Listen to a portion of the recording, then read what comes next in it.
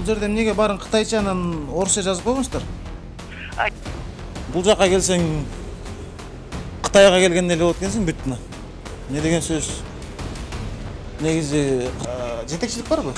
Администратор. Да, я услышу. Уруксат түшүн мен отуруп чечкем. Бул жерде тамактардын аттарын баарын кытайча жазышкан. Андан кийин орусча жазышкан, кыргыз тилинде бир да сөз эмес, тамга да жок бул жерде. Бар бекен? Нет, я думаю. Эмнеге? Бир пешадан түшүп атат бул жерде. Сиз фотограф бересизби? Я не понимаю. Кантип түшүп атасыз бул жерде? Что? Кыргызча сүйлөй аласызбы, албайбы? Бул жер Кыргызстанда, Кытай бул жер. Кайсы? Орусча сүйлөйт. Мен кыргызча сүйлөп атпайм, мен карман. Кыргыз тилинде бир сөз эмес, бир тамга да жазылган. Че жазылат? Ылдый жагына. Уруксат берди, добро берди, Кыргыз- таксиге жазылган, кирдим. Кыргызча ылдый жагына жазылбайт эже, кыргызча эң үстүнө чоң болуп жазылат. Ошо сөз.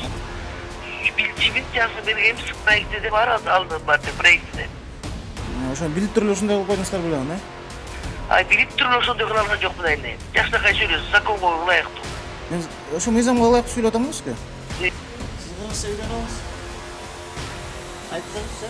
Бул Бишкек шаарында Турусбеков көчөсүндөгү Красный дом деген Кытай ашканасы.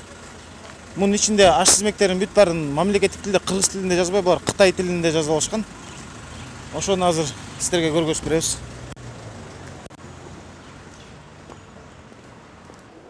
Бул жака келсең Кытайга келгендей эле болот экенсиң бүттүнө. Кире бериштери бул не деген сөз? Негизи Кыргыз Республикасынын аймагында бардык нерсе мамлекеттик тилде, кыргыз тилинде жазылыш керек. Кире бер.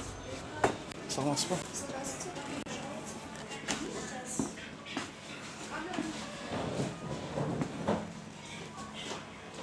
Саламатсызбы? Жетекчилик барбы? Администратор. Да, я услышу. Уруксат түшүн мен отуруп чечкенге. Түшүн тек. В чем проблема? Менюнун кыргыз тилинде барбы? Мамлекеттик тилде жазылган. Нет, нету. Эмнеге? Сейчас минуту. Барбы? Сейчас.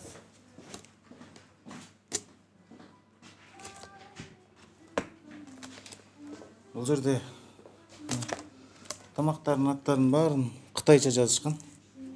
Андан кийин орусча жазышкан, кыргыз тилинде бир да сөз эмес, тамга да жок бул жерде.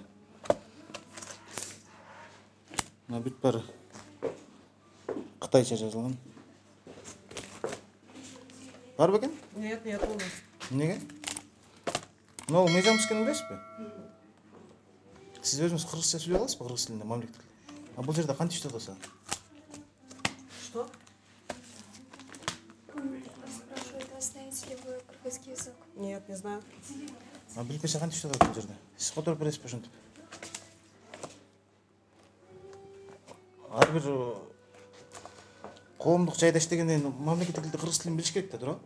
Сиз мамлекеттик тилди билишиңиз Я керек. не понимаю. А кантип иштеп атасыз бул жерде? Что? Кыргызча сүйлөй аласызбы? Нет, я не понимаю. Анда иштеңиз бул жерде. Сизден башка кыргызча түшүнгөн адам барбы? Чакырыңызчы.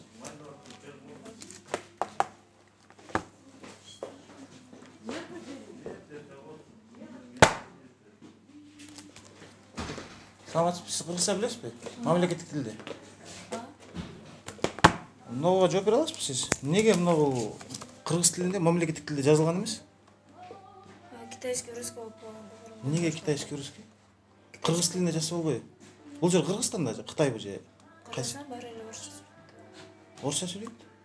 Мен кыргызча сүйлөп атпайм. Мен кардарымда мисалга мен келсем, кытайча да түшүнбөйм, орусча да түшүнбөйм. Мен кантип сиздерден тамактанам?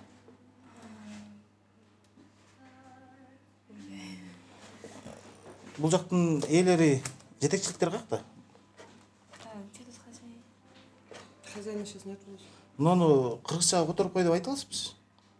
Можете как на кыргызском перевести меня? Все. Хорошо. Качан? Завтра и начну.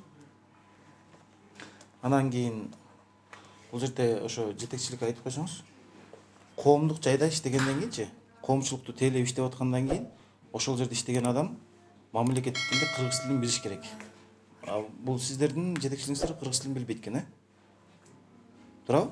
Сиздер кыргыз тилинде тейлешиңиздер керек. Кыргызский знаете? Да, хозяин кыргыз. Кыргызбы? Да. Ошо кыргыздан берге кытайча жазып таштадыбы? Чалып бере аласызбы Можете кожоюнга? хозяин.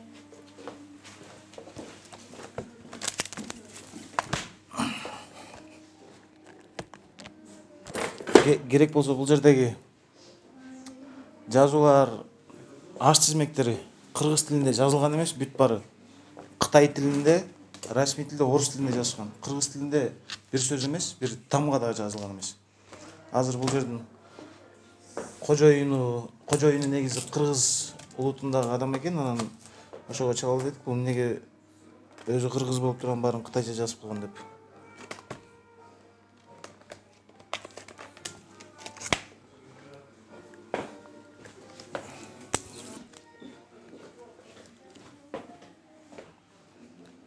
Алло, саламатсызбы? Саламатчылык. Эже, менин атым Айтилек, Орозбеков жөнүм. Сиздердин бул тамактануучу жайга келгем да. Анан? Бул жерде эмнеге баарын кытайча анан орусча жазып койгонсуздар? Жаңы ачылдык барам. Бүтөрөкбүз дагы эле. Азыр КГБда биздин ишибиз.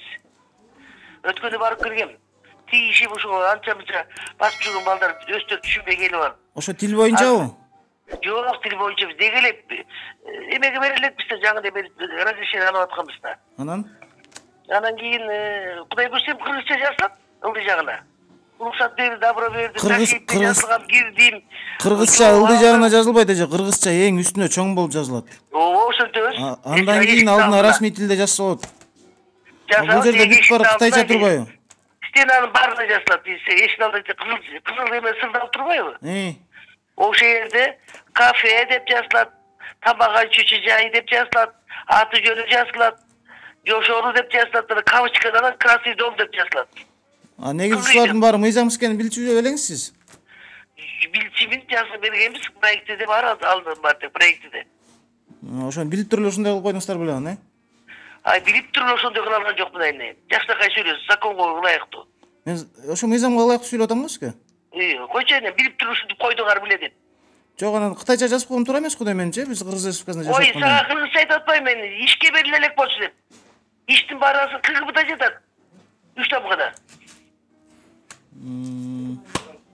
Макул, рахмат эже, алмаштырып коюңуздар анда кыргыз тилинде. Эмес, партия проектини көрсөтүп, антиминтип, силердин немелерге бир кычыкта кесиңер койгон анан. Паспортизация жасаган деп түзүңөр. Паспортизация кандай тилдин тиешиңиз бар деп. Анан кийин ал үйдөгүлөрдө ошо биздин 49га бүтүн кирет экен. 49 бар мен милдетин ала албайм да, жасап бергиле. Макул эже, кыргыз тилине которуп коюңуздар анда, Көтөрөм, алдырым, телефонду чытап кет. Ооба, чытап коем азыр бул жака. Телефонду аты жөнүн чытап кет, жакшынакай болуп. Чай ичип отуруп, азыр кыздарга берейин. Өзүң жалгызсыңбы? Рахмат. Жок, мен азыр номер менен чытап кетем. Ошондо алдырым. Менин атым Заки эже. Рахмат, макул мейріңіз. Жақсы алдым. Номерін жазып қойыңыз. Ваш номер написать?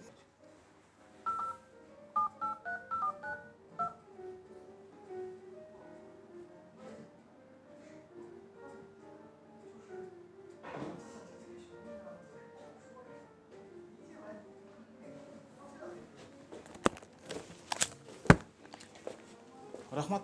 До свидания. Сіз қырғызша үйрене алыңыз. Айтып қойыңызшы.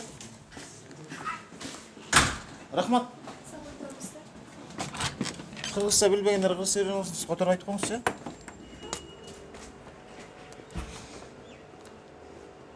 Азыркы бұл жердің қожайкесі айтты, бұл ушу қытайчылардың барын ушу дуалларга кыргызча жазып чыгам, анан башында адашып калыптырмын, эми оңдойбуз деп сөз беришти.